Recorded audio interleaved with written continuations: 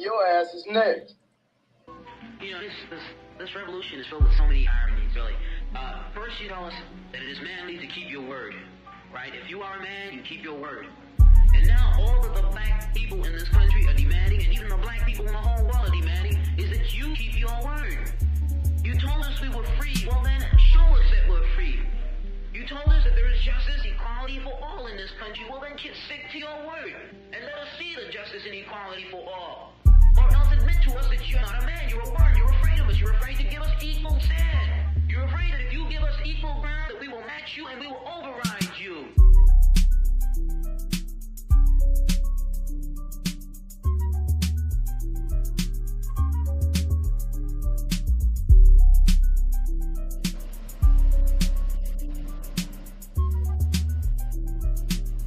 Your ass is next.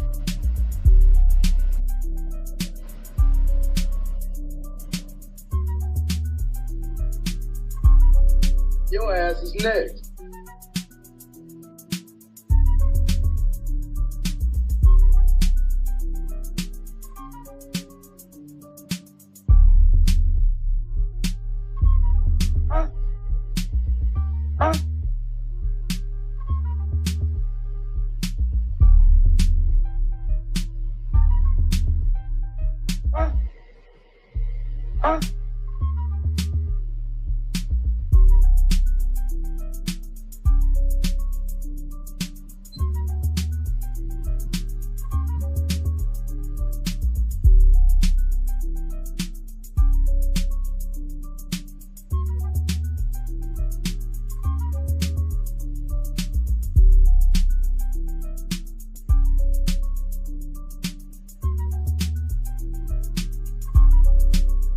Did you say nigga?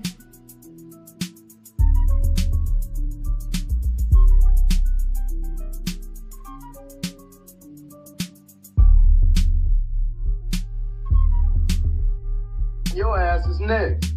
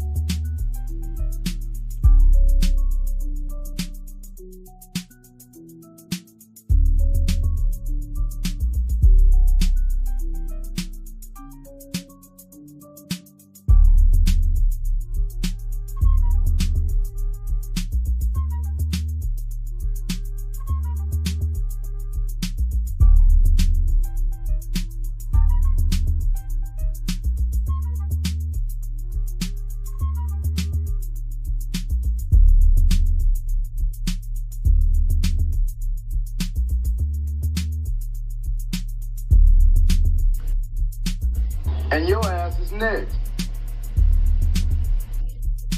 You can kill all the black folks you want, baby, but you will not kill the freedom of black folks. It's coming. We're going to get it. We fought every one of your damn lousy wars, baby, and you give us nothing. Now the war is going to be here, but we're going to be free. Now you kill you want to, but we kill too.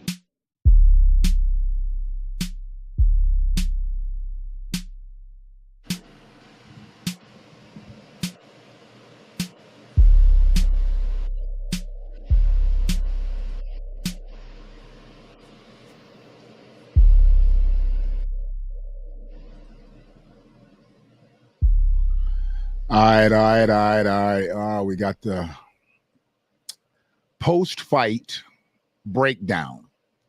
Now, I really want to let y'all know, if you came here for me to break down what, all 9 rounds, was it? I think it was about 9 rounds. And shout out to my brother John Henry in here early. Shout out to my brother Montre Lincoln. Anybody else is going to check out the live, shout out to you. You're going to check out the playback, shout out to you. I wanted to come up with the Spence Crawford breakdown. It's not necessarily a analysis of the fight. Okay, please understand, this is not an analysis of the fight. I couldn't care less what happened last night. I'll be honest with you. I couldn't care less. What I'm really interested in is what goes on not only in the fight. I guess I couldn't say I couldn't care less, because I did care who won. I wanted to see how the outcome was going to happen, because I saw all the shit talking leading up to it. But I wanted to break down what I heard before the fight and what I heard after the fight. Also, how they were able to create a gender war within this. Y'all know I'm going to always stay on that other side of things. But for them to be able to create a gender war in a boxing match that everybody's been looking forward to, that's a boxing fan, I was like, well, damn. If you're going to put the agenda in there, put it in there, I guess. But why? Why is it necessary at this point to have the gender wars? So let me get a little bed up under here, see what I can do. Yeah, we'll put that in there. I just don't understand why gender wars have to be a part of everything now. I mean, they really want to pit men and women against each other, even when it doesn't come into play. So I'm going to break that down in a minute. But what I really want to break down is what happened before the fight. And I've got a couple videos that I'm going to play, and I'm going to give shout outs, and I'll end up putting the links to the actual videos that I'm going to play, because they're not mine. They're other people's videos, but having to do with the fight. And before I get too deep into this thing, I want to say happy birthday to my baby, to my grandbaby. She's not my baby, she's my grandbaby, so I should say it that way. Kai Louise, she turns 4 today, which is a beautiful thing. Well, turned 4 at 1:53 a.m. She turned 4 at 1:53 a.m. and she is now preparing to go out and have some fun. I think getting wet at a water park and all that good stuff. So that's a beautiful thing. But if you've seen any of my content before, you know I talk about my grandkids. And over the last several months, you know, she has been a huge part of my life. So I definitely want to say happy birthday, Lulu. We will see you later. Get some cake and ice cream and your little presents and all that stuff. You didn't see the gender war? Okay. That's good you didn't see the gender war. That's good you didn't see, because I've been told that my streams are not only not educational, not interesting, or entertaining, and I'm not here to entertain a motherfucker. So let's just get that off the rip right now. I'm not here to entertain you, okay? I'm not here to entertain anybody, but I do teach, okay? I do teach because I give people things that they don't normally come with. I'm like that pastor. Pastors say you come to church and you leave church the same way. You didn't really catch what you were supposed to catch. Not saying the Holy Ghost, but you didn't catch the message. Generally, when people come to me, they generally catch a message that they can take and put back into their own atmospheres. So absolutely, there was a gender war, and we're going to hear it. I'm going to break it down for you. So absolutely, stick around, Montre. It ain't going to be long. I just got to get this housekeeping out the way. And once again, you know, happy birthday to Lulu. And, you know, this was actually the day she was born. As you can see, I was rocking the ADOS shirt, a shirt which I actually designed. You know, somebody else did the artwork, but I designed it. You know, I wanted that blood dripping off that ADOS, you know, American descendants of slaves. You know what I'm saying? I don't really rock with the click no more, the hashtag ADOS folk. Not that I have anything against them. Let them do what they need to do as we work our way towards being repaired. But that shirt, that particular shirt, I was wearing it when she was born. And I'm proud to say I was wearing it then. I'm proud to say I was wearing it now.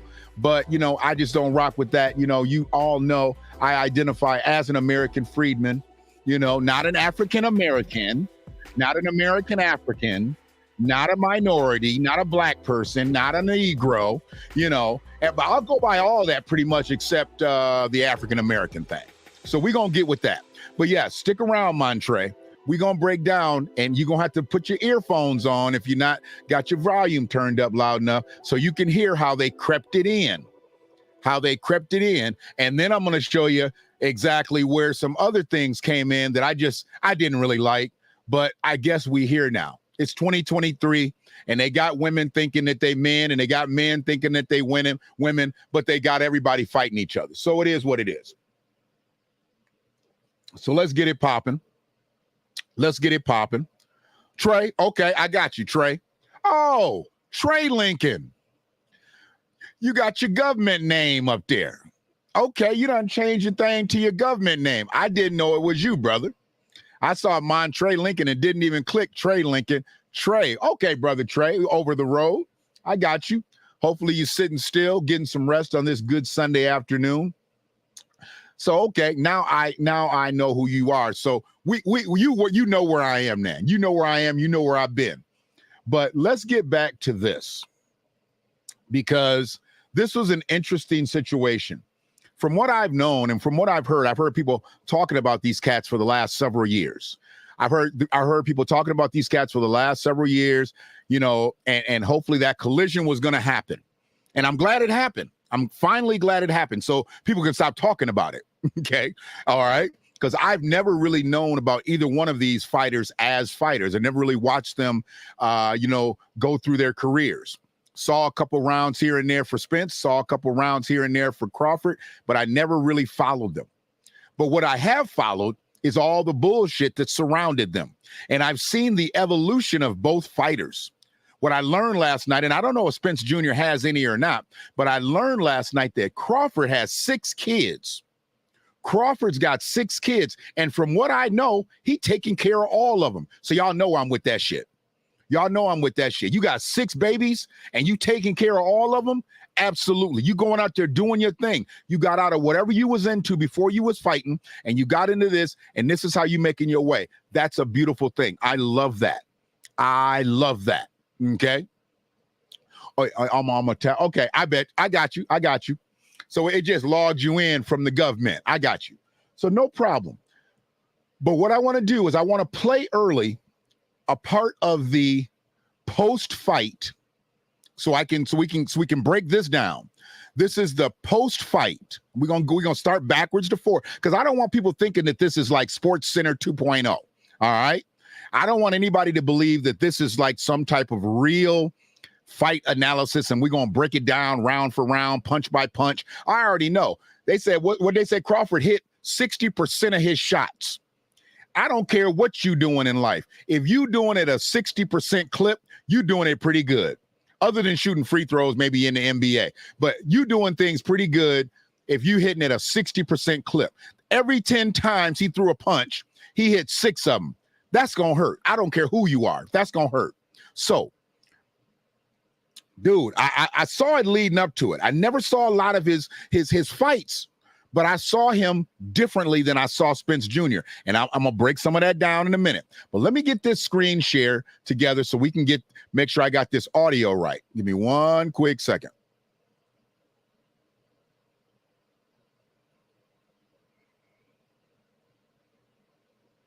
Make sure I got this right. Because, yeah, I want y'all to hear it. What I'm going to go to is the post-fight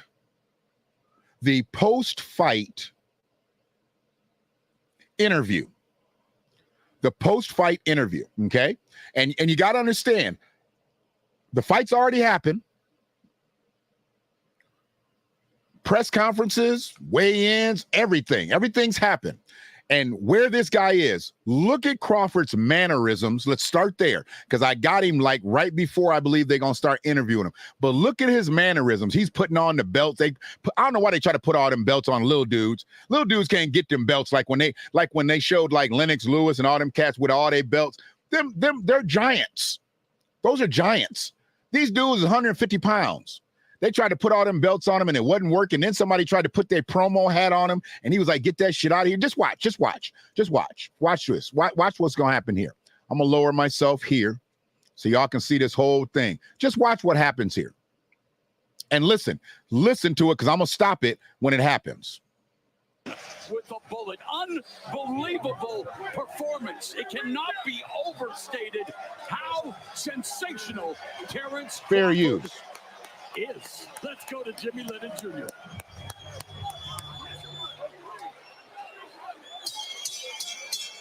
Ladies and gentlemen, we have the time of 2 minutes, 32 seconds in round number 9. Our referee in charge, Harvey Doc, stops the contest. He is the winner by way of technical knockout. He is still undefeated. And now, the undisputed welterweight champion of the world, Terrence Bud Crawford.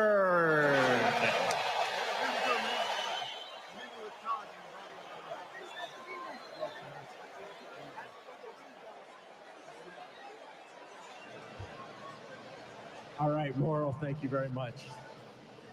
Terrence Bud Crawford, your name is now in the history books, a name that'll never be forgotten. How would you describe this totally dominant performance? Man, like I said before, I want to give an honor to God, because without him, none of this would be possible. Man, I'm so blessed. I swear. Like I said before, I only dreamed of being a world champion. I'm an overachiever. Nobody believed in me when I was coming up, but I made everybody a believer. And I want to thank Spence and his team, like I told him, because without him, none of this would be possible for me right here tonight. To accomplish becoming the first male. There it is. There it is. Did you hear that? We're going to play it again. And I appreciate Crawford coming out, giving thanks to God, giving thanks to his family. You know, he's going to talk about some other people that missed the fight because they passed on. But did you catch that? OG Classic, what's good with you? Did you catch that? If you didn't catch that, check this out. Listen to it again. Listen to what Jim Gray says.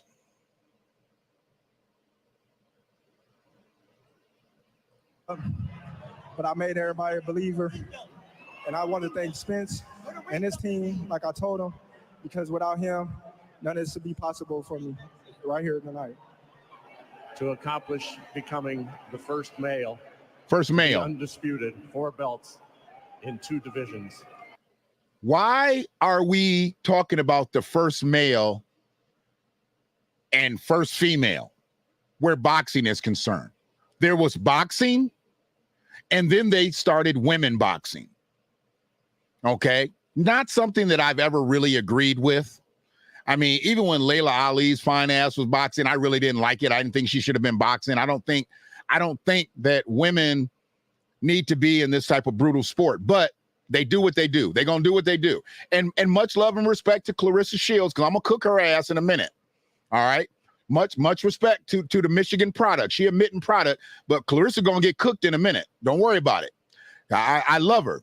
Yeah. Clarissa, I guess, she might be the first. From what they're saying, he's the first male. Clarissa must be the first female. I don't think anybody's ever accomplished anything before Clarissa, but don't worry about it. She gonna go in the cooker in a minute. But right now, we want to talk about the agenda that's in play. Why must men's boxing, and why must it be called men's boxing? It's just boxing. Because before women started to box, it was just boxing. They didn't say men's boxing. They didn't say first man undisputed champion, first 3-time man undisputed. Now it's the first male. Now we got to be on the first male. So y'all got to understand, this is where I'm at with this shit. I don't care about any of the other stuff. Punch counts, knockdowns, purses, even though I'm glad the brothers got a few bucks on this. I think one of them got 4, one of them got 6. I'm not sure exactly how it all worked out, but you know, that's crazy that they got 4 and 6 and Floyd makes 20, 30, 40 million dollars on a fight. It's really weird. But anyways, and nobody looks for Floyd fights anymore, but he can still get 20, 30, 40 million. Just let you know how much money they actually keep from these cats. But let's get back on task. To hear that, the first male, because it said it again. They said it again, and they talked about it even in the pre-fight press conference where they were like, you know, you have the opportunity to become the first male. So it's obviously being stated to these people that are getting on the microphone, you know, you got to say first male, you know, you got to say first man, you know, because now that we've got women boxing and they've accomplished so much in the sport, you know, they've accomplished so much in the sport that now they're equal. See, this is what they do. This is what they do. They have put women into this sport, and now women are now equal to men. That's the crazy thing to me. Now you got to be the first man to do something in boxing versus just the first undisputed champion in 2 weight classes, da-da-dee-da-da-da. You got to be the first man to do it because obviously there's been a woman to do it, and I'm thinking it has to be Clarissa. I don't think Layla Ali did all that, and I don't think anybody else has really acquired as much stuff as Clarissa. So I'm thinking that Clarissa must have had to do it. Don't get me started. Don't get me started because I'm already there, cuz I'm already with the shits today. Don't get me started. Okay? Don't get me started. I'm already with the shits today. So just I'll know where anybody thinks I am, but please understand I'm with the shits today. And I'm gonna cook Clarissa again, and I'm gonna cook Spence in a minute. But let's get back to the post-fight conference. When he brought that up and said, first male, I lost my shit. And I didn't say nothing. You know, I'm just sitting there listening, but I was like, come on now, dog.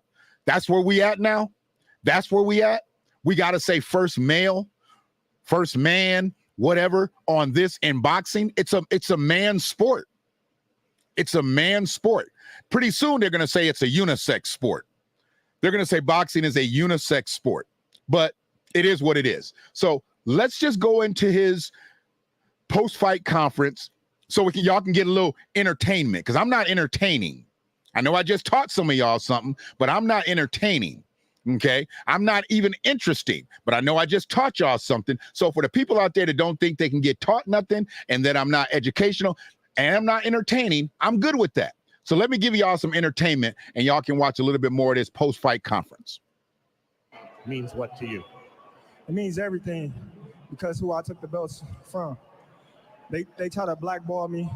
They kept me out. They talked bad about me. They said I wasn't good enough. I couldn't beat these top welterweights.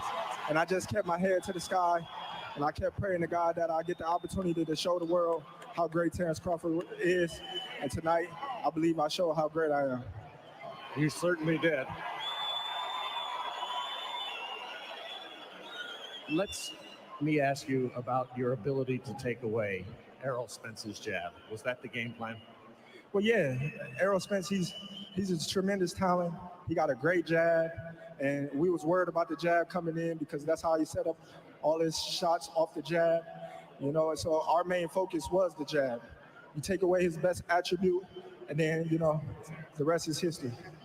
I was sitting next to Mike Tyson, and Mike Tyson said, Terrence Crawford's jab is like a battering ram.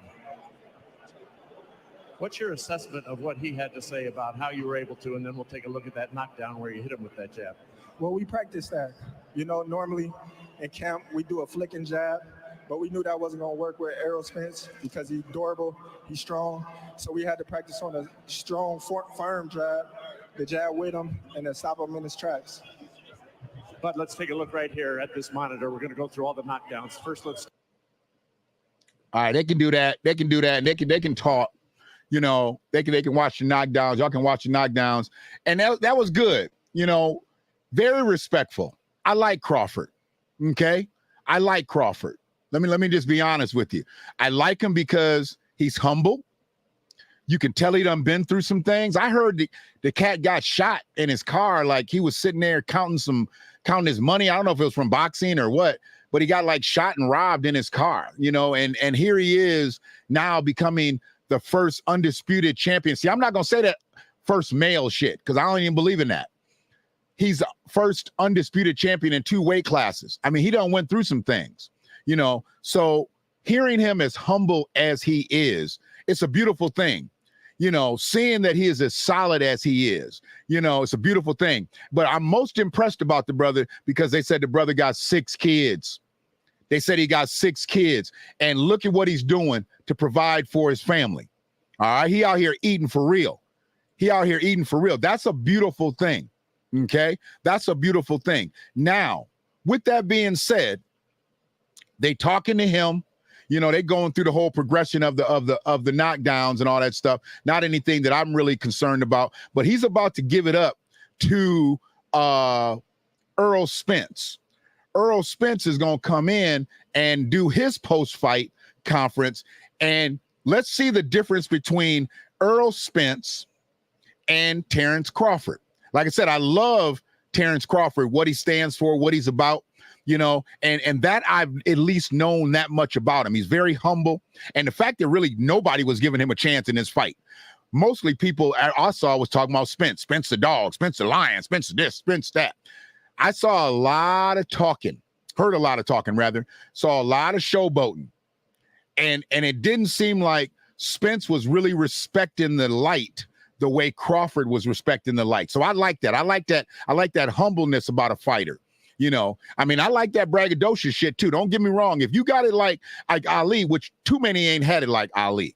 You know, I mean, we had Sugar Ray, you know, and a couple other people had some decent mouthpieces with that. But most people couldn't talk like Ali, so most people shouldn't talk like Ali. When I hear some of these mumble mouth motherfuckers getting out here trying to spit like Ali, they can't talk like Ali, so they really should shut up. And I'm glad that Terrence Crawford is a humble man. Uh-oh, wait a minute. Here we go. Hold on one quick second. Hold on one second.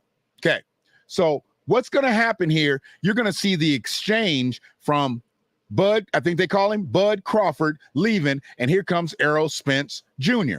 Now, listen to what Jim Gray says to Errol Spence Jr.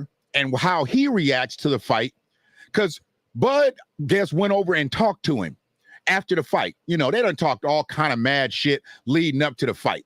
I think they signed on to this thing in May or something like that. Not even a real long courtship with this. You know, they don't do it like they used to, where the fighters would go months and months and months with a build-up. This only had like a 2-month build-up, right? So, because this time last year, people was like, are they ever going to fight? Are they ever going to fight? This wasn't signed on to, but they was on a collision course, and they put it together 60 days ago. Lets me know that ain't nothing happening in boxing, and they needed some money on the table. They needed some money on the table because ain't nobody doing shit in boxing right now. Everybody getting tired of seeing that little white boy from YouTube fight people. Don't nobody want to see Floyd fight no more Ringling Brother and Barnum and Bailey matches. And Clarissa Shields, as much as I love the sister from, Flint, right? Much as I love the sister, she's not a man. And don't nobody want to see Clarissa Shields keep beating up on women for, you know, no reason. But we don't want to see her beating up on no men either, which I don't think she could really beat up on no men.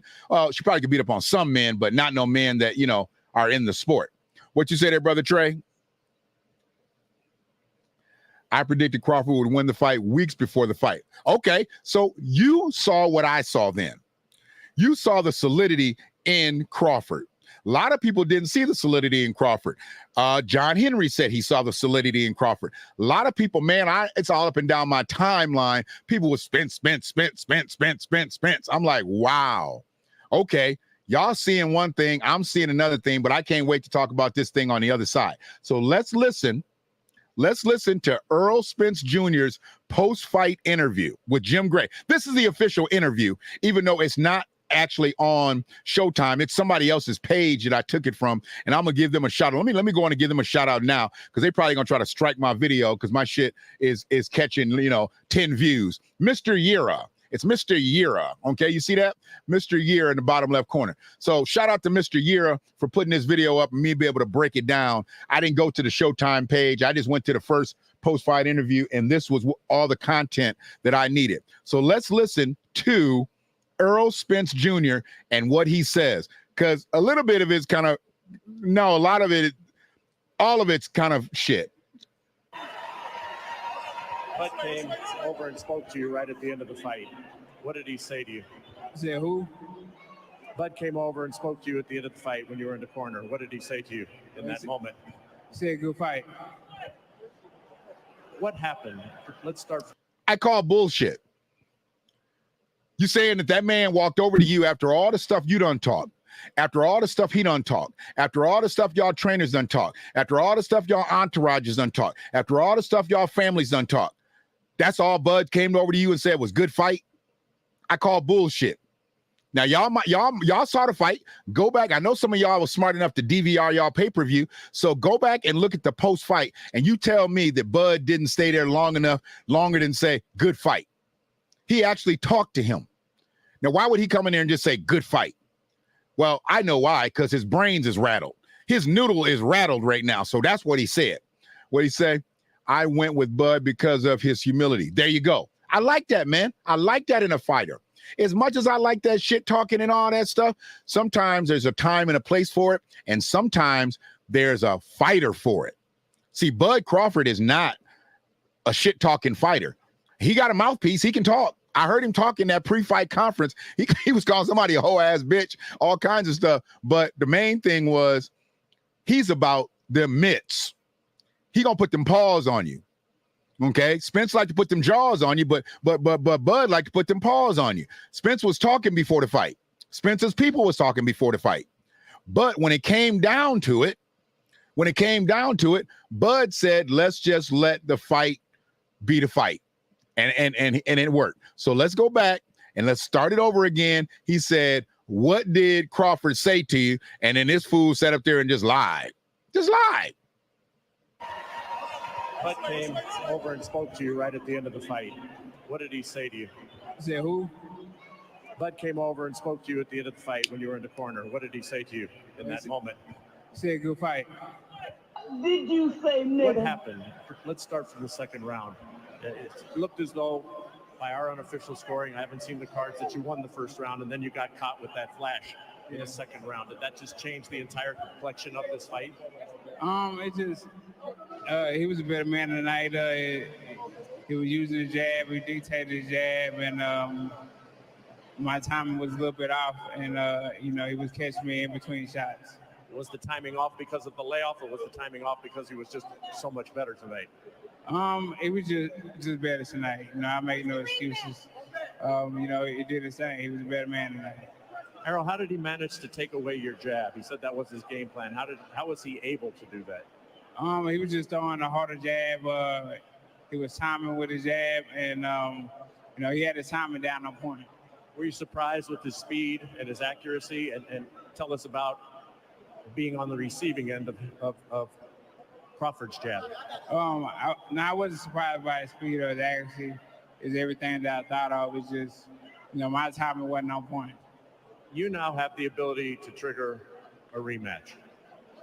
What will go through I hope not. Your thought process, and what do you think you could be able to do so the outcome might be different? Hell yeah, we gotta do it again. I'm gonna be a lot better. It's gonna be a lot closer. It's probably gonna be in December, except for the end of the year. So hey, yeah, we gotta do it again. Okay, so first and foremost, I expect him to say that. Let me be honest. I expect any good fighter to say, yeah, we got to do a rematch. But in my mind, and this isn't anybody else. This is just my mind. Do you really believe that he's ready to fight Crawford again already? Doesn't he need to go back to the drawing board and figure out exactly how to figure Crawford out? He needs to see this fight over and over. And they can talk about timing. They can talk about layoffs. They can talk about all kinds of stuff. I think they're going to actually, in this one, they're going to talk about the weight. It's a 7-pound weight difference, that people are going to start making the excuse. Oh, if they was at 154, then Spence would have got him. Well, they need to stop that too. Because if he moves up to 7 pounds, that means Crawford's going to move up to 7 pounds. Crawford knocked him down 3-4 times. They had to stop the fight in the 9th round. He dominated him. So let's say they move up 7 pounds. Those knockdowns can't happen anymore. That domination's not going to happen anymore. Crawford's not going to hit 60% of his punches anymore. They need to stop the cap. I didn't even like that word when it came out, because capping back in the days, we was just talking about people and talking about people's mamas and daddies and families and shit. Now they use capping as lying. Now they say capping is, they need to stop the cap. Stop the cap, stop the cap, stop the cap. There is absolutely no way that Terrence Crawford moving up 7 pounds is not going to be just as, if not more dominant than he was last night. They need to stop. But that's how they squeeze these guys. Let's get a rematch in. It might be worse. The way I'm looking at it, it could be worse.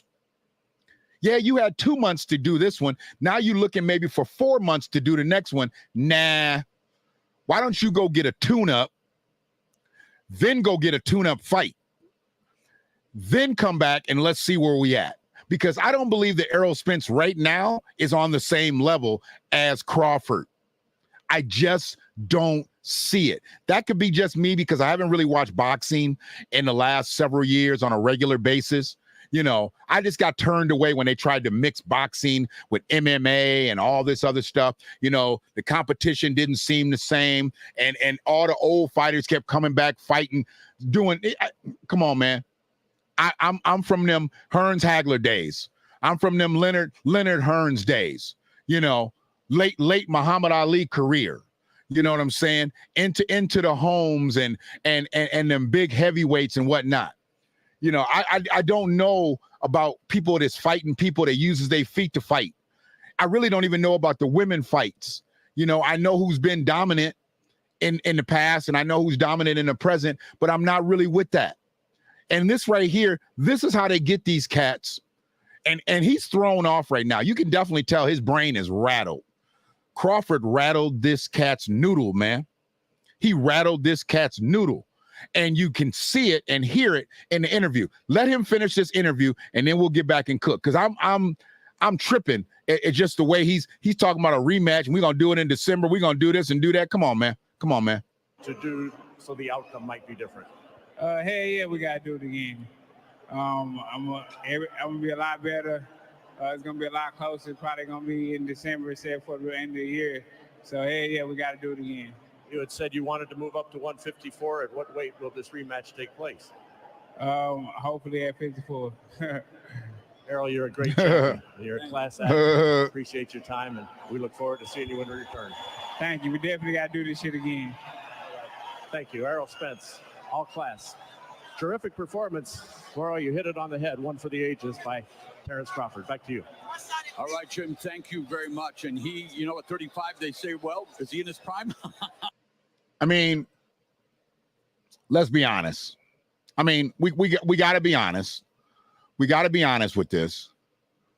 That interview really showed what fighters are like after the fight if they've gone through significant punching.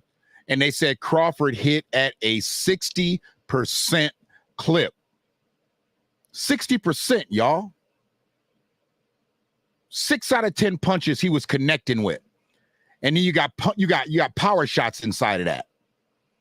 So it's not just bam, bam, bam, bam, bam. He was hitting him with some just launchers and did that en route to knocking him down 3-4 times, I think it was, and having the fight stopped. Very punch drunk. Very punch drunk. And I get it. I'm not saying that he's not deservedly punch drunk and he needs the respect of it. He fought 9 rounds. He fought 9 more rounds than I could have ever fought. So I'm not throwing shade at the performance. It's just what they do to these guys right at the end of the fight. Man, there ain't no time to talk about no rematch right now. You can see this cat is hurt. He needs to go back and see the fight doctor. He needs to get some ice packs on them eyes, neck. He needs to get his hands iced down. He needs his body totally taken care of and go lay down in a hotel somewhere. But no, they want to talk about rematches. Want to talk about more money that can be made for whomever before it gets down to the fighter. He was absolutely punch drunk. But in talking about that, I started talking about the gender war. And the reason I started talking about the gender war was because they threw it out there initially. The first male.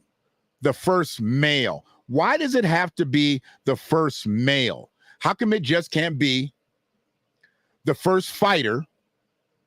Because we know when you recognize boxing, you recognize men's boxing first. Nobody's putting women's boxing on the same level as men, just like nobody puts the WNBA on the same level as the NBA, just like nobody puts the women's football league on the same level as the NFL. I mean, if you like watching women play football in bathing suits, I mean, if that's your thing, and I've watched a few games, but anyway, my thing is this. When you're talking about gender warring, you're talking about purposely putting the genders against each other, up against each other, not opposing, but why would you make it seem as if anybody even knew? Because I know I didn't know.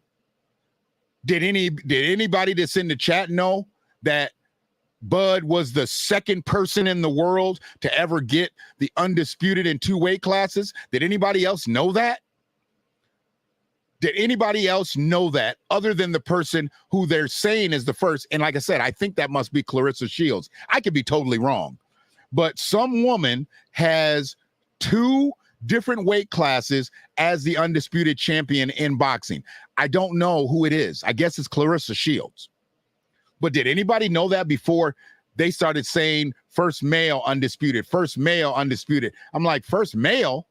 There was a female? Who was the female? And how is that on this level?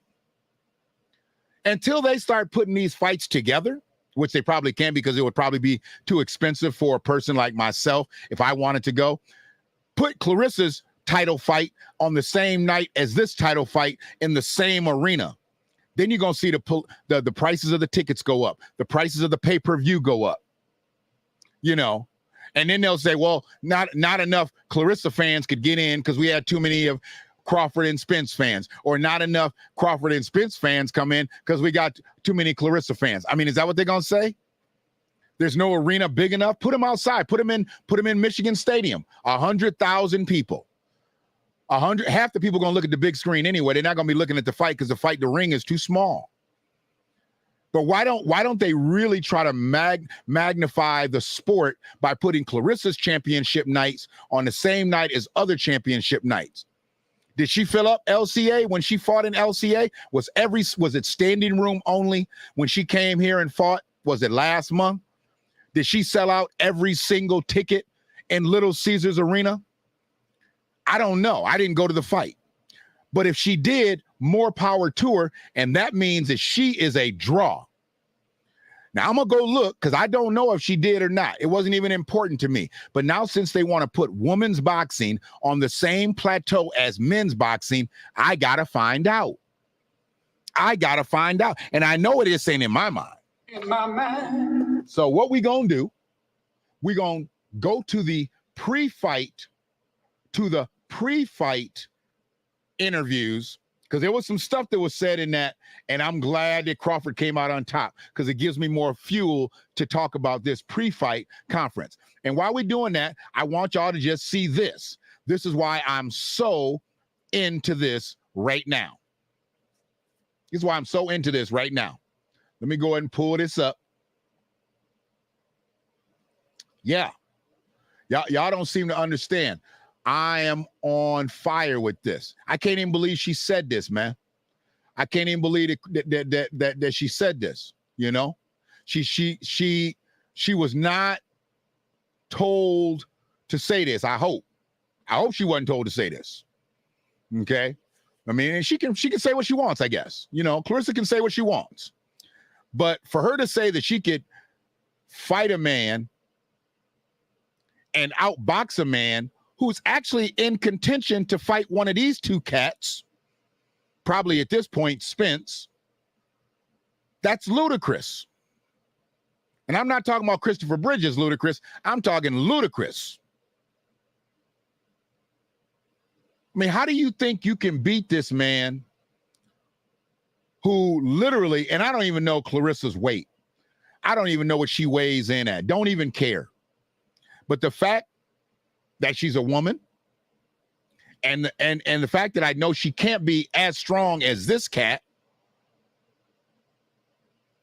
and it just doesn't even look good, you know, because she actually, to her credit, when she dresses up, she actually looks like a woman. She don't look like a lot of these women that look like men once they get in good shape and they, you know, they just over masculine. She looks like a woman. You know, she's stacked up, of course. She got muscles and all that, but she really looks like a woman. But this is what I call that toxic femininity. They always like to throw out toxic masculinity, but this is that toxic femininity. And where she says, I'll fight Thurman at 154. So serious. I hope you're not. I hope you're not, Clarissa. You shouldn't be serious to fight a man. Why are you trying to fight a man? Go conquer the women's boxing realm. We don't need you out here trying to conquer the men's boxing realm, because what happens is if she ends up getting beat up by a man, if they allowed something like this to happen, and I'm talking with the protective headgear and all that stuff on, I don't know if they would put protective body gear on her, because I'm sorry, but a woman hitting you in the chest, Clarissa, ain't going to be the same as a man hitting you in the chest. So they need to stop all the madness that she could compete possibly with a man. They need to stop that. But with that being said, let's go to the pre-fight conference. And I'm going to let this run a little bit because a lot was said. I tell you, a lot was said. And the insults that were hurled from the Spence side to the Crawford side, man, I wonder what it was like after the fight. I really wonder what it was like after the fight. So once again, I am citing fair use, and I want to thank Fight Hub TV for this video, because this is where I'm ripping this audio and video from, and I'm going to let this roll. Let me go ahead and blow it up, and I'm going to let this roll, but just listen to how these cats was going at it, and it just, to me, it was funny, but I'm going to stop it on a couple particular parts, because when I heard some of the stuff, I literally had to go back and watch it over just to be like, what did he say? I couldn't believe that some of the stuff that was being said, and I was just sitting around like, damn. Did you say nigga? Here we go. An undisputed champ. Now you've had the opportunity to kind of. Uh-oh. Why everybody got something to say? Everybody talking. You're not a fighter. You a fighter? Hey, man, So, listen, man. That's Okay. Spence's guy. Now, listen to the question to Crawford's guy.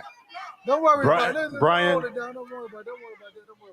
you know, the interesting thing is you've already produced an undisputed champ.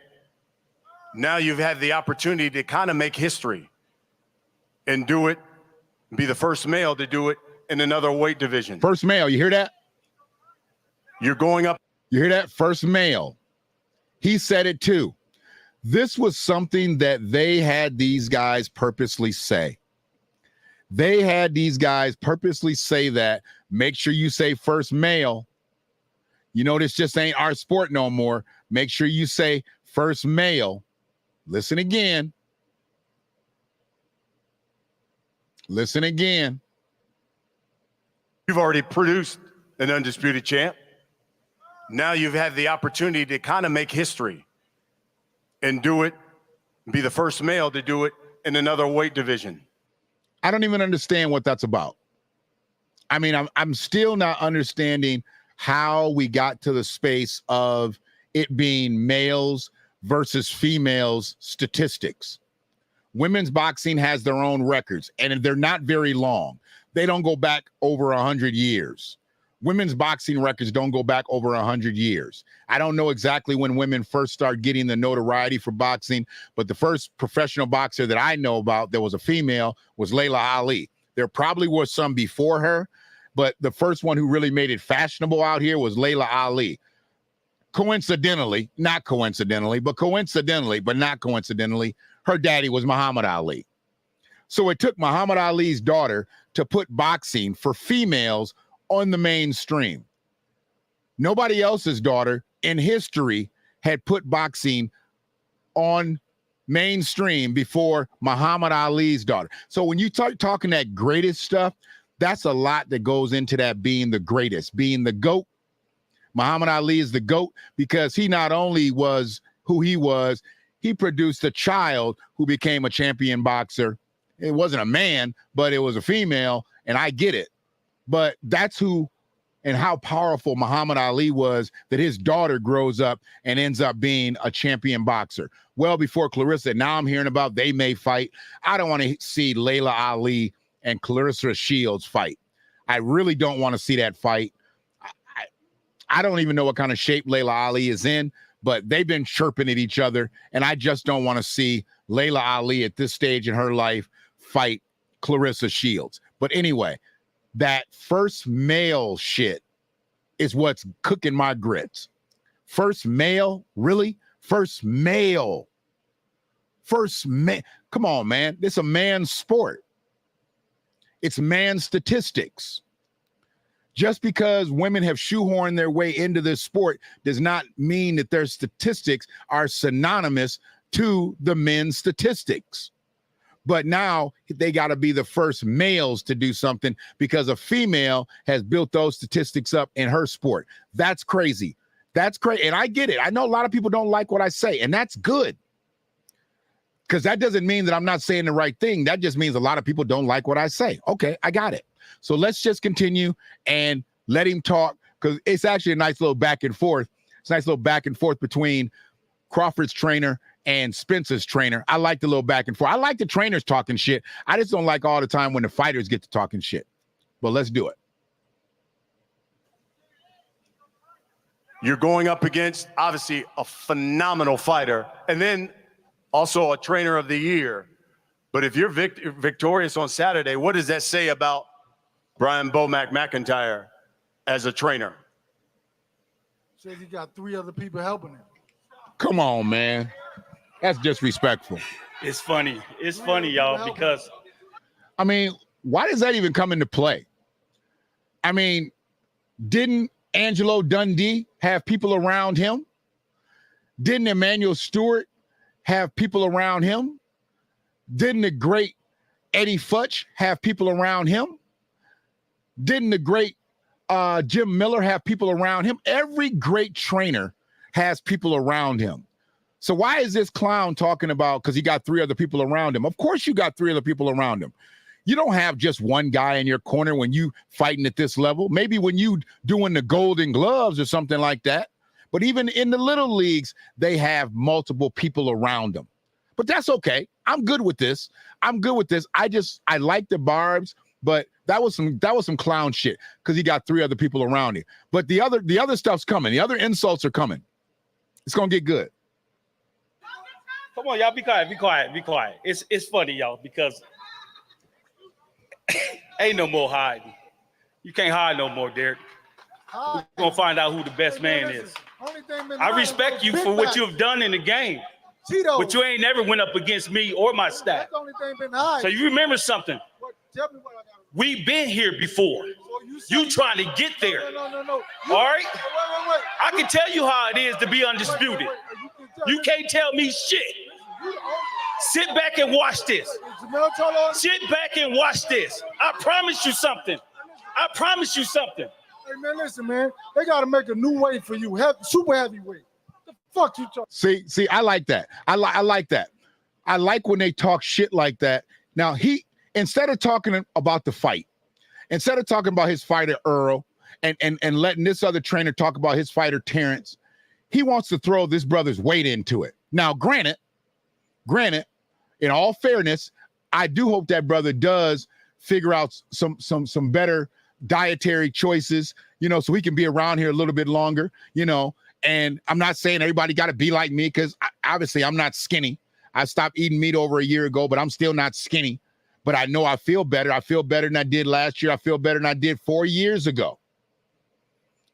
But the first thing you want to do is you want to attack this man's weight. What does his weight have to do with it? What does his weight have to do with anything? He's a big man. I get it.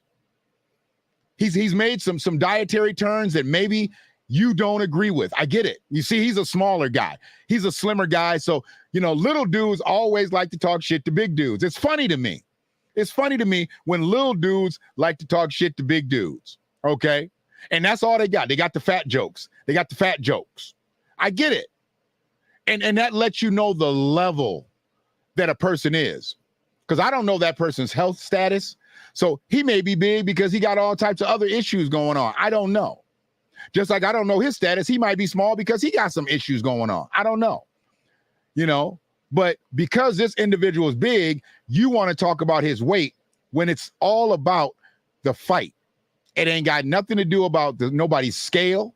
They ain't even doing the weigh-in. So what do you do? Talk shit about him at the weigh-in? Do you tell him to get on the scale at the weigh? This is clown shit to me. It's really clown shit. So I just want to get back to this and just this is how they make us look bad. And people think it's entertainment, but you talking about somebody's weight? He probably got big people in his family. Does he talk about those people? Or is he just talking about this person because he's trying to minimize this person's accomplishments? It is what it is. We know all that shit you talking don't mean nothing. It don't mean nothing. I can bump my guns at you, you can bump your guns at me, but at the end of the day, them two brothers got to get in the ring. That's right. All right, then. So shut the fuck up. Yes, ma'am. Yes, ma'am. This is going to be one heck of a fight. Yes, ma'am, I will. Now, let's get to the fighter. Look, mama. You know, EJ, no matter where I go, no matter where you guys go, they ask the same question. Who is going to win this fight? So I'll just ask you, Errol Spence Jr., can you tell everybody why Errol Spence will win Saturday night? You asking bogus questions. I'm going to win because I'm the better fighter. I'm a better fighter. Physically, mentally, it doesn't matter. I'm more durable than him. Like I said, I'm going to break him down, and I'm going to break his will. Bud Crawford, same question. Now, I don't know Errol Spence to have talked before. I've never really listened to him talk before. Does he normally talk with that same crack in his voice? His voice was cracking. And when you hear somebody's voice cracking continuously, every now and then your voice is going to crack, you know, when you hit another tone but his voice was cracking almost like he was in fear. We say Bomac had better plan that Derek. Had a better plan than Derek. I had to come to YouTube. Facebook Live stopped working. Oh, really? Okay. So he talks like that. Okay, I got you. So yeah, Facebook Live stopped working. I get it. Well, it's good you came to YouTube. Good.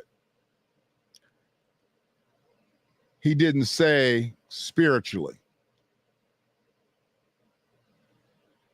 I'm not sure exactly what that is, Brother Trey. So his voice normally cracks. That's the way he talks. Okay, some people talk like that, but you know, when you generally hear somebody's voice cracking over and over, they talking without confidence. But if that's the way he talks, I get it. So we'll stick with that, but just keep listening because there's a couple more things that I want to stop and just check in on to make sure that I'm in the right vein on my shit.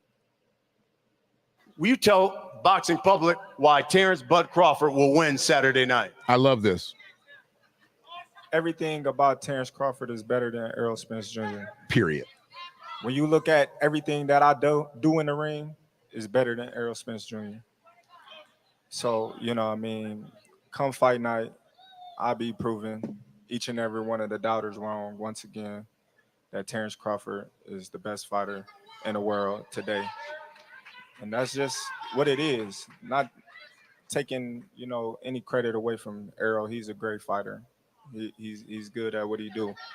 But when you compare him to Terrence Crawford, there's no comparison. I'm just a better fighter. Errol, you told me even as an amateur, you had one goal.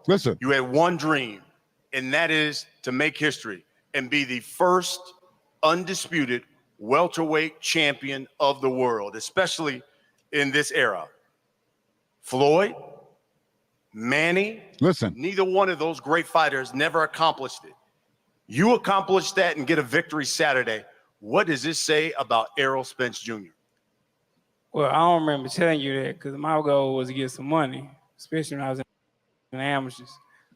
So, what'd I just say? Stop the cap. Stop the cap. And the cap right here, it ain't the trainers. It ain't the fighter. It's this bogus ass announcer. Everybody wants to be Don King since Don King ain't Don Kingin'. Everybody's always wanted to be Don King. Everybody. You don't even really know who was talking about fights at the pre-fight and post-fight conferences before Don King. Don King revolutionized the shit-talking sessions before the fights and after the fights. Now everybody wants to be a Don King. You give every monkey with a microphone out here a chance, and they want to lie. They want to lie. He sat up there and flat out lied and then got it thrown right back in his face. And I respect Earl for that. I respect Spence. He said, first of all, I don't remember telling you that shit because I was trying to get this bread, especially if I was in amateurs, because he must have been broke when he was in amateurs. He must have been broke when he was in amateurs, and he was hungry. And he would say, I was trying to get some money when I was in amateurs. So let's go back and listen to the cap. The cap session is real. It's real. Everybody want to get clout out here.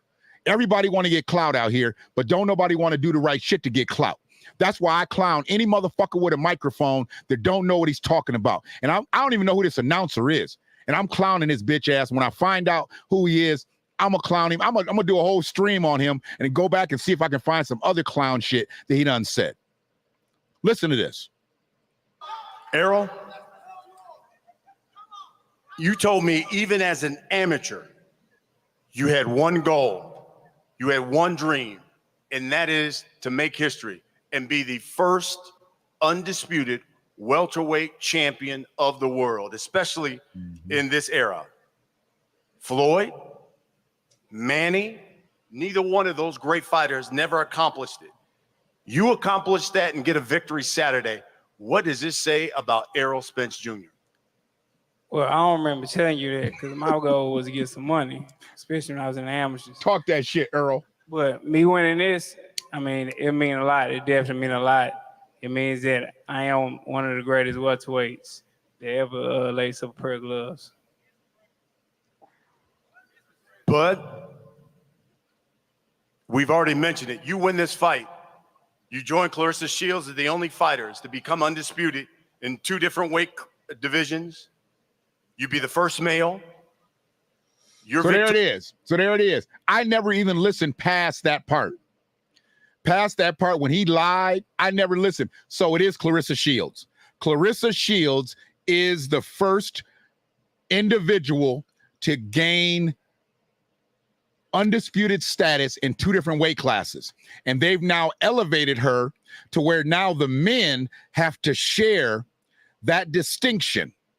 The men have to share the distinction of having undisputed status in 2 weight classes with Clarissa Shields. What came first, the chicken or the egg? Are we putting the cart before the horse? I mean, how many other analogies do you need? What came first, the chicken or the egg? So Clarissa Shields is, from what I've heard, the GOAT, the greatest woman of all time. But now they're trying to make her the GOAT. Because if now the man has to say he's the first male, but only the second to do it, he can't be the GOAT. Clarissa's the GOAT. She's not just the GOAT, she's the GOAT. Now, I don't think Terrence is the GOAT. I think there's been plenty of fighters better than Terrence, even though he's a great fighter. He showed that last night. He's a great fighter. More than that, he's a great man. The man's got 6 kids, and he's taking care of all of them. I ain't heard about no drama with Terrence and his kids and his baby mama or baby mamas, baby mothers, however you want to classify them. All I've heard about is humility with this brother, solidity with this brother. And now that I done seen what he can do with them paws, yeah, he real. I wouldn't say he's the GOAT, but I would definitely say he's a great fighter. And I would think twice about fighting him again in December. If they make it happen, they can make it happen. Errol Spence needs some time off, and he needs a tune-up, and he needs a tune-up fight, and then come back. I don't care if it's at 147 or 154. I don't believe he's ready for Terrence Crawford, period. That was total domination. And you don't gain 7 pounds in a few months and come back and say, I'm going to be competitive just like that. It doesn't happen like that. Because what you're hoping for is that Terrence Crawford is not on the way he was on last night. Well, why wouldn't he be on if he was on like last night? He's going to be on like he was last night. And the crazy thing is, it might be worse. He hit you at a 60% clip, bruh. 60% clip. If he drops it to 50% clip, he's still going to be knocking you out. But he hit you at a 60% clip. Whoever Errol's trainer is, and he said in another post-fight conference that I've seen, it was sitting in the ring. He talking about, I gotta fly to London tomorrow. Dude, I hate these trainers that don't stay in the moment. That's the other thing. Old-time trainers, you'd have never heard Angelo Dundee. You'd have never heard Emmanuel Stewart. You'd have never heard Jim Miller. You'd have never heard Eddie Futch talking about what they had to do the next day once they fighter lost a fight. That's the second time that I done seen a fighter lose a fight. One time, the trainers didn't show up for the post-fight conference, and this time, you got the trainer talking about he got to catch a flight. I got to catch a flight. I got to catch a flight tomorrow to London. We got to keep it moving. Damn, what you saying about your boy that just got knocked out? We don't care about your flight arrangements. We don't care about your flight itinerary, where you traveling to, how you punching your passport. You got a fighter that just got his ass knocked the fuck out. Why is your focus not here, bruh? Why are you not here? Why are you already flying to London? I didn't like that at all, but I guess that's the sign of the times, the level of commitment that he has. And I salute big fella. I salute big fella that's over on Crawford's side for saying what he said. Shut the fuck up. The fighters got to fight, and the fighters fought, and one won, one lost.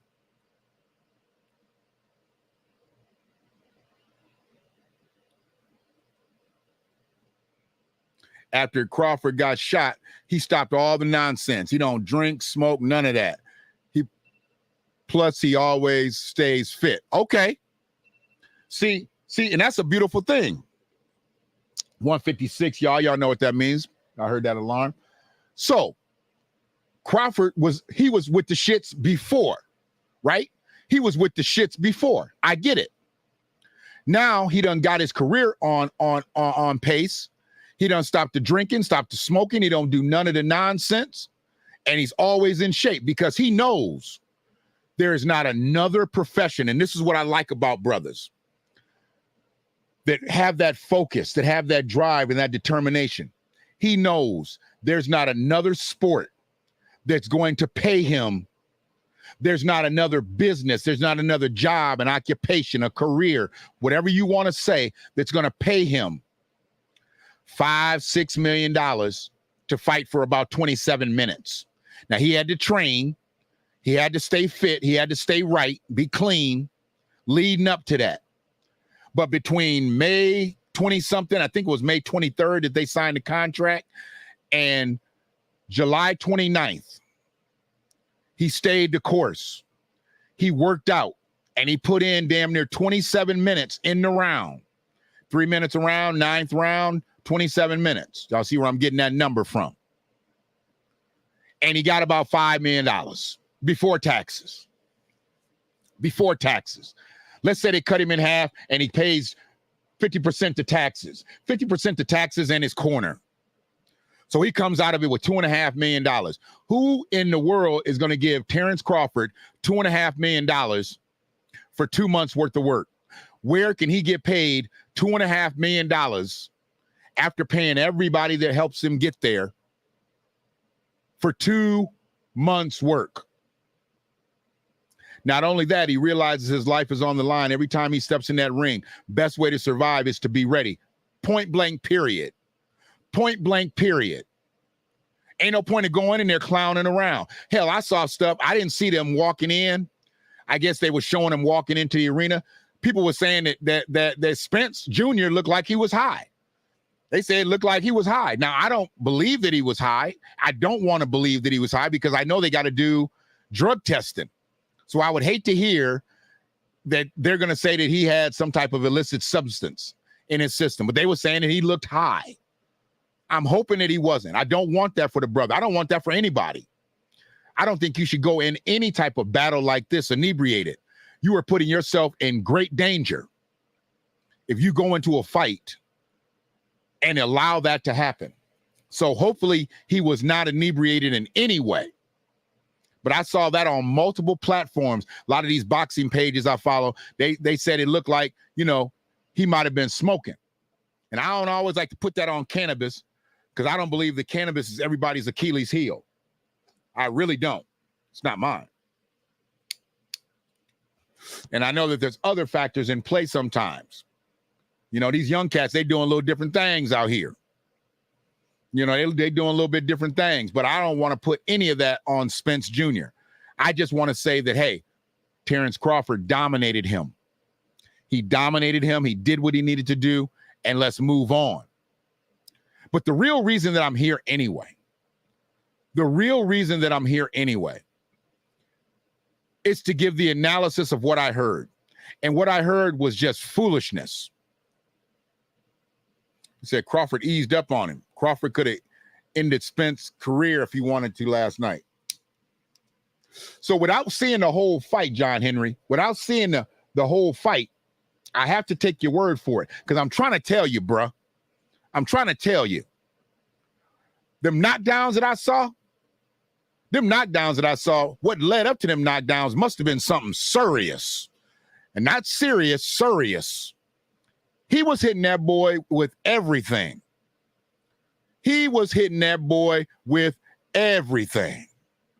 Tony D in the house. I mean, I'm looking at that fight last night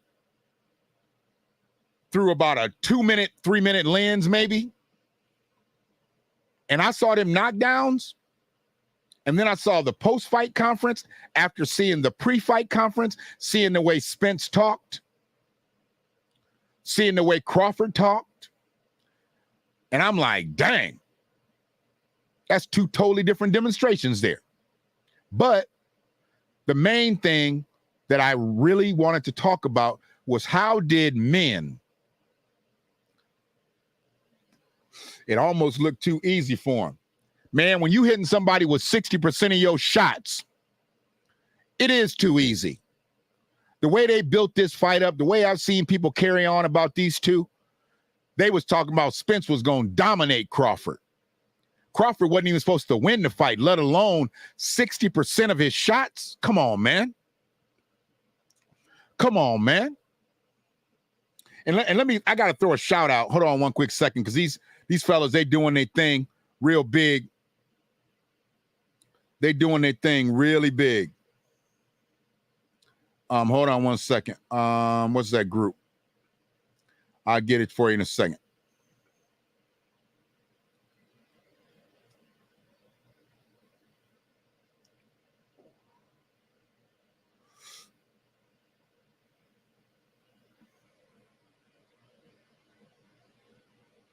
Oh.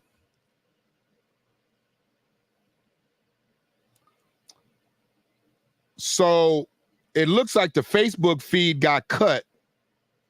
Looks like the Facebook feed got cut because they were saying that I was playing something from Paramount Global. Even though it wasn't Paramount Global, they said I played some footage from Paramount Global. So they cut the Facebook feed. See how they want to soak up every dollar? You see how they want to soak up every single dollar? You know, now I'm trying to make money off of a post-fight conference, a post-fight press conference, a post-fight interview. So now they've killed the Facebook feed. So Mark Zuckerberg must be hooked up in all of that. His company's hooked up in all of that. So they literally knocked the feed down. This has happened before when I've talked about political stuff, but today they knocked it down because I'm talking about a post-fight conference. Yeah, I get it. That's why I'm not getting no commentary from Facebook. I get it. Most people that watch this, they not watching from Facebook. They watching it from another space. So they just not saying nothing. They just lurking and they just there. I get it. No problem. Very funny to me. And they've just blocked the video. I guess they've just blocked the video. It is what it is, man. It is what it is. To know where they stood, at the beginning of this fight and where they are now, a weight difference isn't going to make any difference. Doing it quickly is not going to make any difference. Spence has to have a whole new game plan to be able to come at Crawford now. Whatever he thought was going to work last night is not going to work.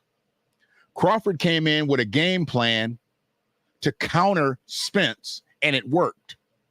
I don't know what Spence came in to counter Crawford. And it doesn't seem like they really worked on anything to counter Crawford. It seems like they just thought Spence was just going to come in and steamroll Crawford based on who he's been leading up to last night. I don't know enough about either one of their histories and their careers, but what I do know is that Crawford came in with the plan to subdue Spence. Well, they say Spence's best punch is the jab. And he says our whole focus was to stop that jab. If we stop that jab, we can go ahead and do our thing. Because he sets up his power shots and all his game plan with that jab. But if we stop that jab, we stopping his ass. And that's what they did, bro.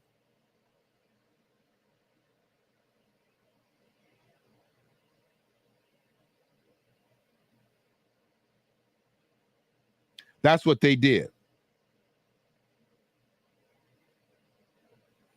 They stopped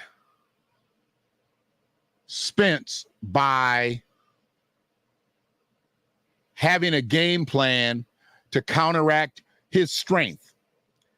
I would have really liked to see, and maybe they'll have some footage I can go back and look at to see what their strategies are or were to stop Crawford. Because I never heard about anything during that post-fight conference or even the pre-fight conference of what they were going to do to stop Crawford.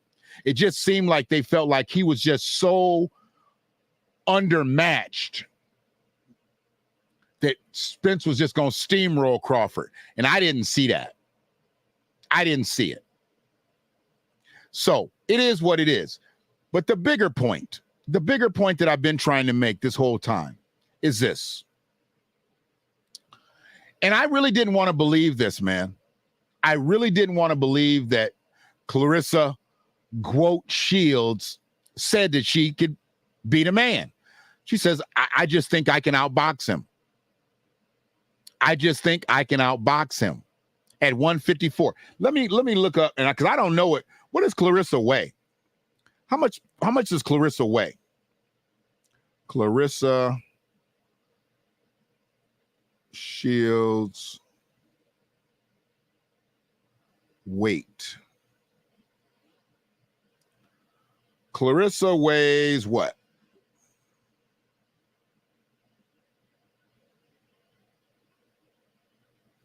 Does it list her weight? Oh, says she's 165 pounds. Says Clarissa is 165, so she's actually bigger pound-wise than Keith Thurman. Crawford was constantly making little steps and playing angles. So I can't wait till they put the replay on, because there was no way I was going to pay whatever it was to watch that fight. Nobody put up a real decent fight link last night, so I wasn't going to pay to watch something that I really didn't have a lot of interest in. I just really wanted to see how the outcome after hearing leading up to it. Yeah, she's 165 pounds. Appreciate you, John Henry. It's only us up in this motherfucker now because they done cut Facebook off. You know, most of the traffic comes from Facebook. So it's just us up in here now. We got a tunk game going. Or we can play dominoes, you know, seeing that neither one of us got that extra dominoes partner to play with no more. We can play dominoes in here now. We lost our dominoes competition now, you know. So he done retired again, I guess. He done retired. You know, truck is clean, his pocket's fat, and he's at the casino. I get it. Do your thing, big worm.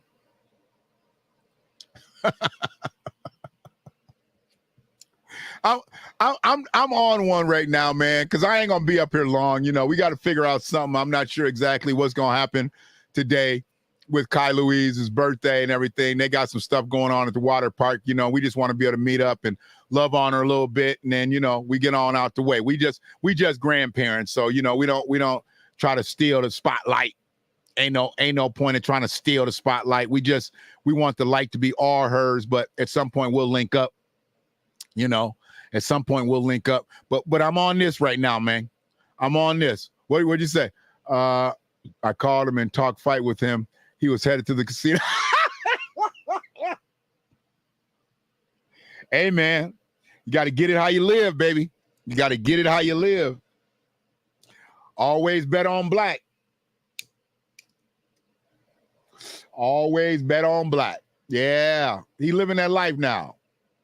He's living his life like he's golden. Living his life like he's golden.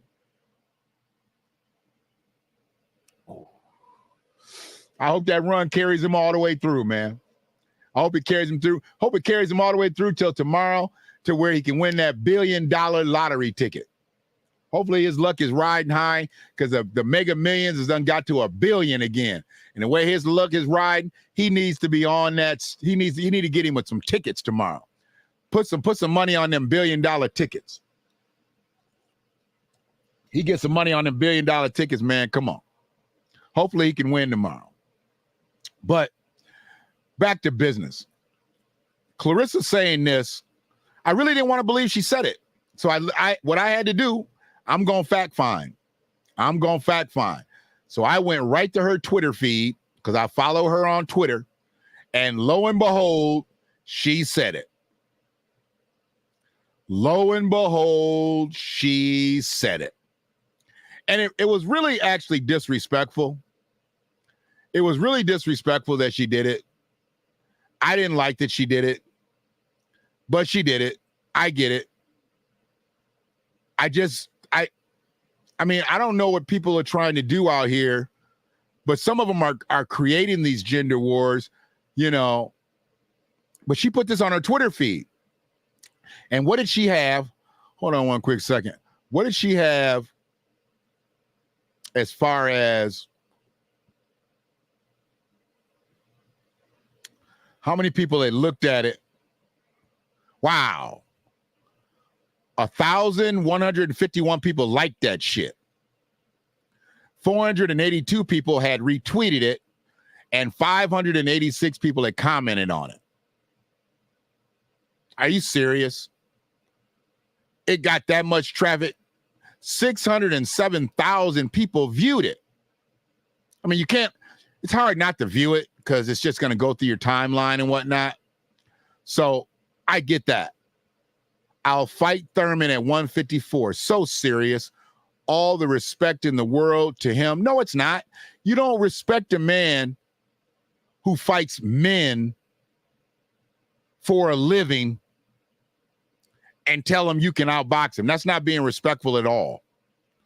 That's not being respectful at all. And I really hope that he doesn't get into any type of back and forth with Clarissa Shields. Keith Thurman should not lower himself to get into any type of back and forth with Clarissa Shields. All due respect to Clarissa and her mission as a woman boxer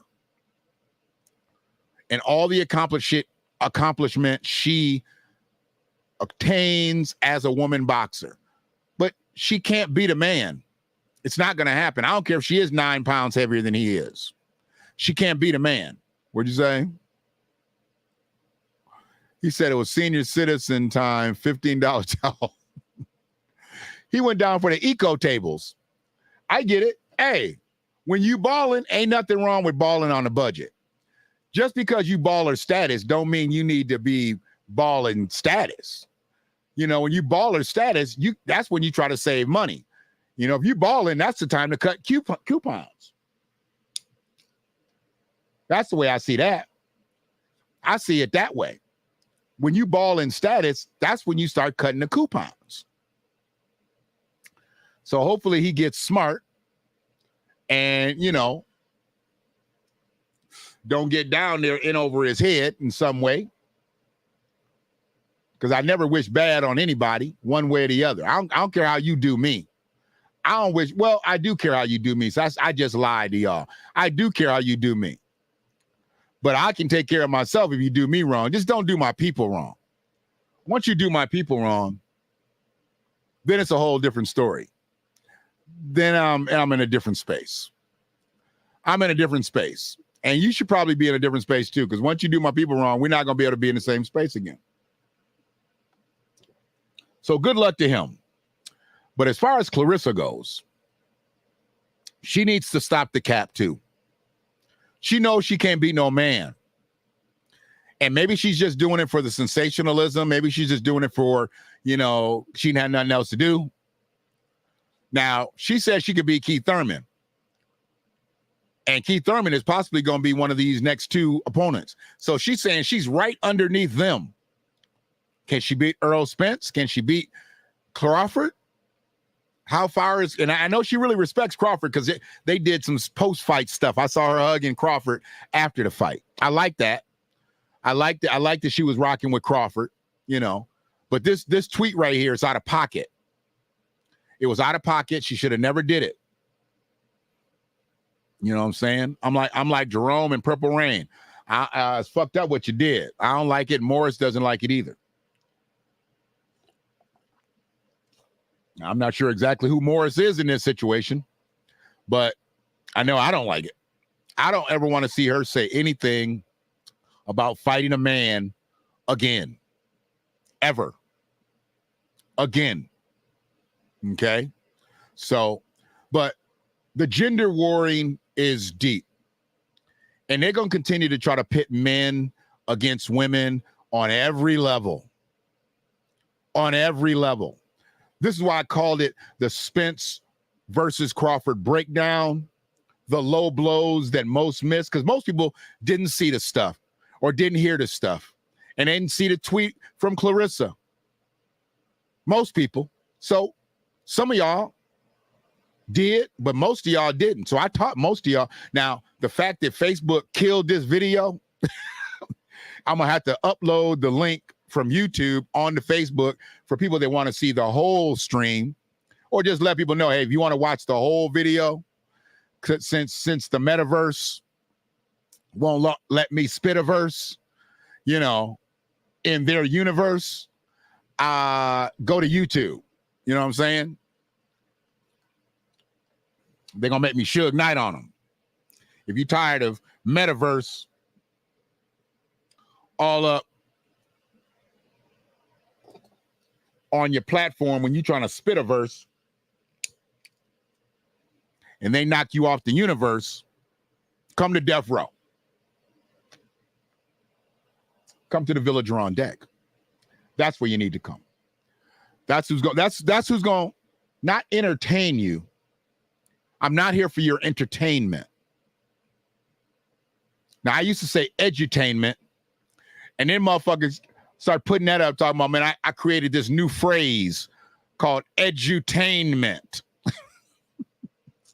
I'm like, I didn't create the phrase. And I was saying it years ago. I was saying edutainment years ago. But I didn't create the phrase. Somebody else taught me the phrase of edutainment.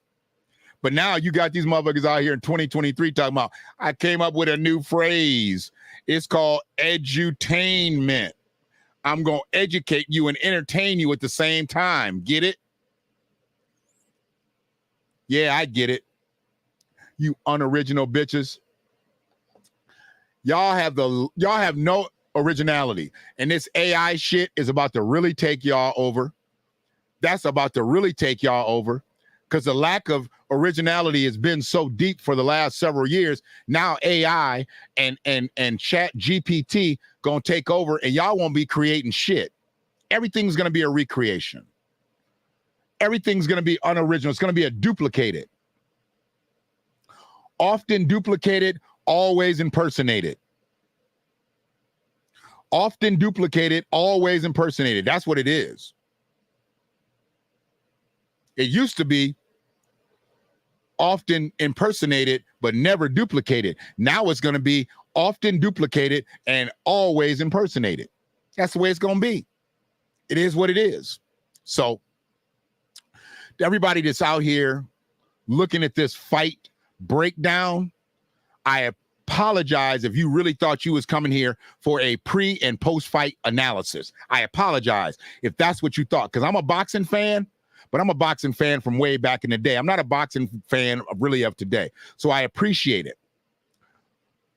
For everybody who understood where I came from with this pre and post fight analysis, we just hit 90 minutes. I'm going to get on up out of here. Ain't no reason for me to hang out. I done said what I said. Y'all done seen what you needed to see.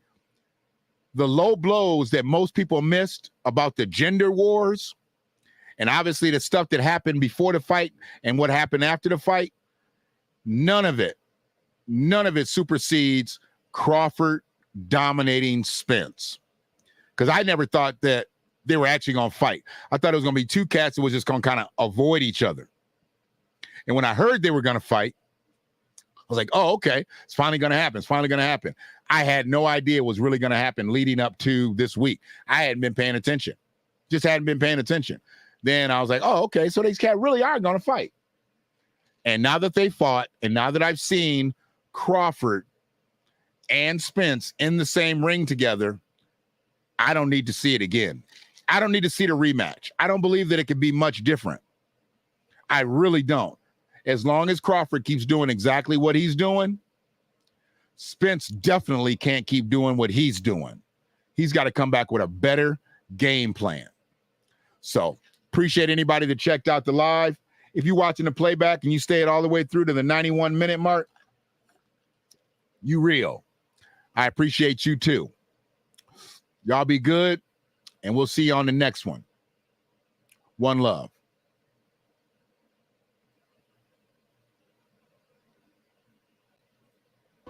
You know, this revolution is filled with so many ironies, really. First, you tell us that it is manly to keep your word, right? If you are a man, you keep your word.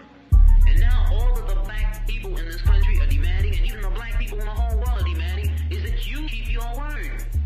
You told us we were free. Well, then show us that we're free. You told us that there is justice, equality for all in this country. Well, then stick to your word and let us see the justice and equality for all. Or else admit to us that you're not a man, you're a worm, you're afraid of us, you're afraid to give us equal stand. You're afraid that if you give us equal ground, that we will match you and we will override you. Did you say nigger?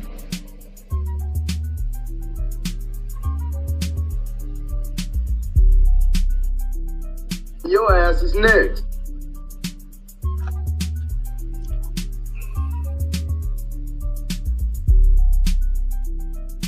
Huh? Huh?